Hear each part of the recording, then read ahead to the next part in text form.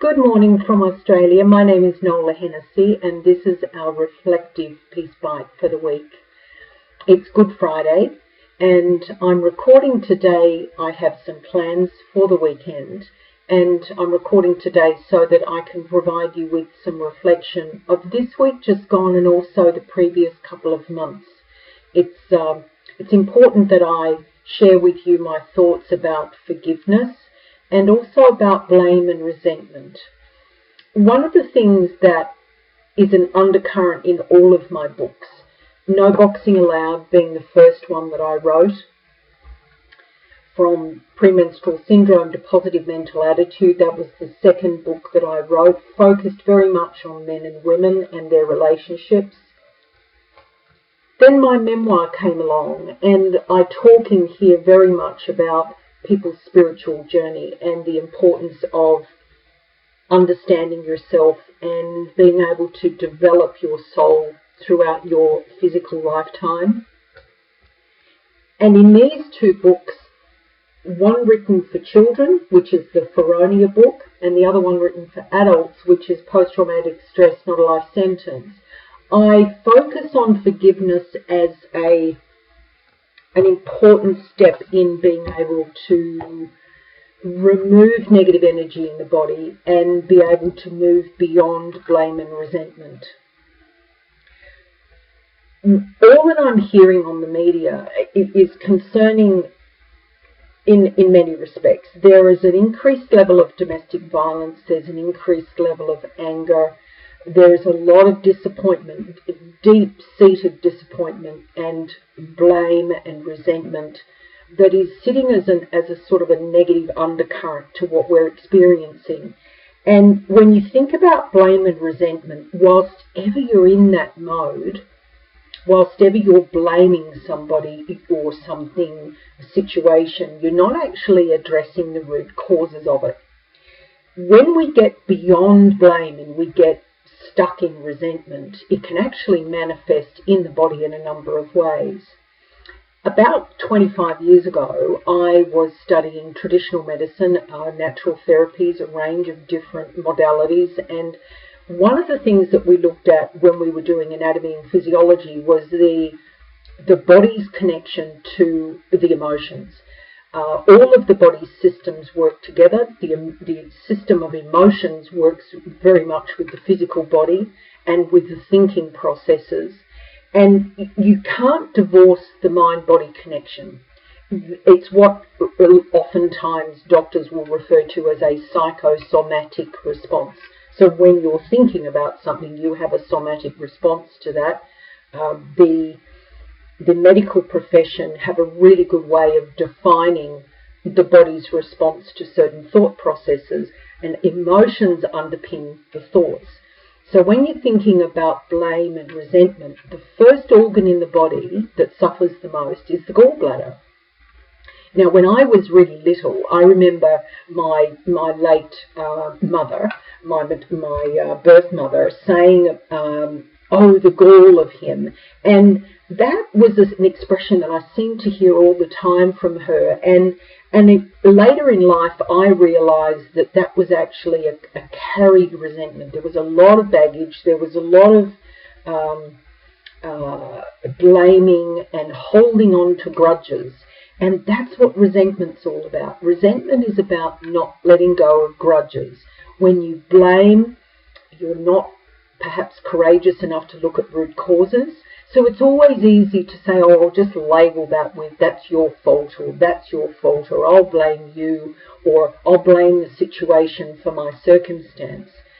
That's a very easy place to put yourself. But what it does is it actually sets you up in never being able to forgive. And forgiveness is critical in two ways. Firstly, to forgive others. Always have an open mind to forgiving. I know that many of you will have experienced those times in life where you have said or written down, "That was unforgivable." And there are some things in life that happen to us that aren't our fault, that we don't deserve, that are unforgivable in the sense that they're so grotesque or that they're so obscene or that they're so wrong that you cannot understand why you were the recipient of what that person said or what that person did or that situation that was given, into your life. But every time we're presented with a challenge, it is for a reason. And we've got to be able to say, okay, I didn't like what happened to me. I didn't like the way I perhaps responded to it. I didn't like how I felt afterwards. So I have a choice. I can forgive the person or the situation that created this badness in my life.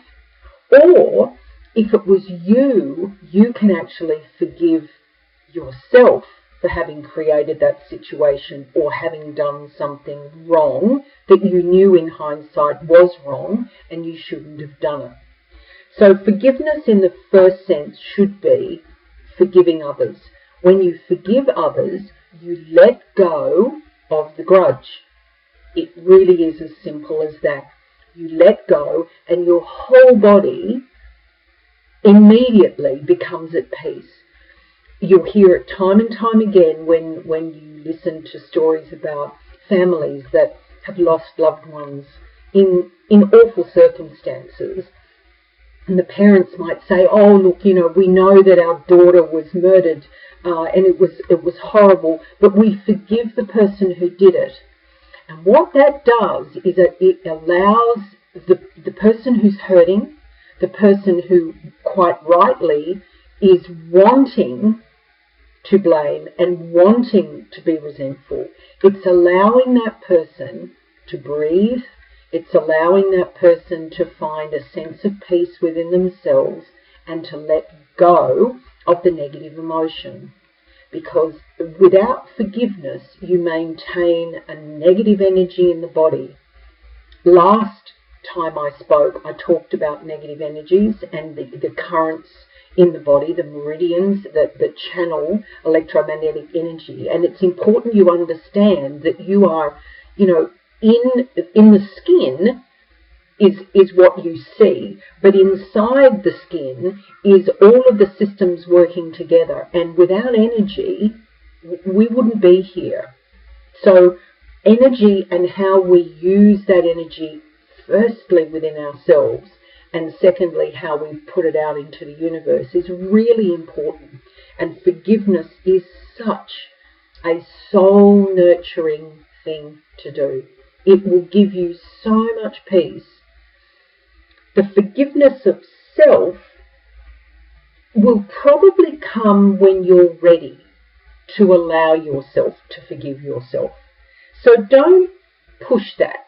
Don't see that as something, oh, I need to be able to forgive myself first. Well, no, you need to forgive others first, because it's not likely that you would continually do things that put your own self in harm's way. That's actually not how human beings are designed. We're not naturally self-destructive.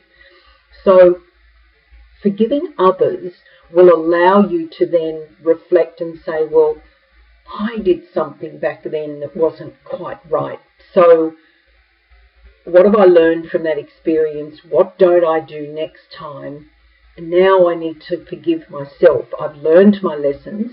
I won't make the same mistakes. Now I need to move on and do it a little bit differently next time. With blame and resentment, and I talked earlier about the gallbladder, when you think about the energy channels in the body, around the face and across the head, the gallbladder meridian actually runs quite distinctly around the skull. So if you're a person who experiences headaches that are in pressure zones that are sort of around the ears and up and then around the top of the crown and across to the middle of the forehead, they're the sorts of pathways that a blocked gallbladder meridian will manifest as pain spots. So oftentimes massaging the temples and massaging the sinuses and actually giving yourself a really good head massage is going to relieve a lot of the energy that's disrupted in the body. But ultimately, your energy meridians and the symptoms that you feel, the pain in the gallbladder region, the headaches, the churning of the stomach, because the stomach is a decision-making organ, that kind of thing is all connected, and you can't disconnect the emotions and how the emotions are influencing how your body responds.